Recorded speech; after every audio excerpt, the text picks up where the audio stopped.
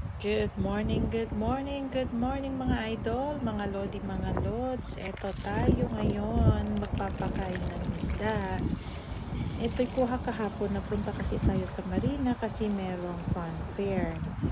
It's my community fair. Ayan, gusto ng anak ko magpakain ng isda, pero wala kaming dalang pagkain ng isda this time. Pero meron kaming dalang tinapay, so tinapay na lang pinakain namin. Take note, this is not a fish pond, okay? Sa dagat po to ng UAE.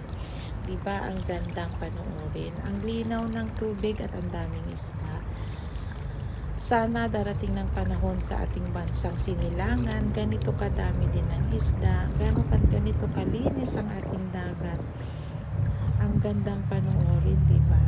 Hindi siya polluted, malinis, dagat po yan. Napakadaming isda. Ang sarap panoorin, nakaka-relax.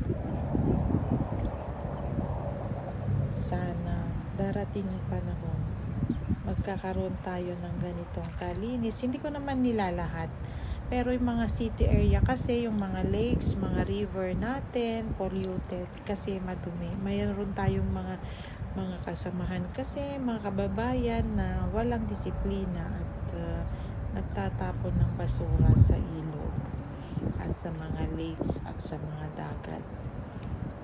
Sana matutunan nating mahalin ang ating kapaligiran sa para pagdating ng panahon, yung susunod na henerasyon makikita ng ganitong kagandang marine life. Thank you.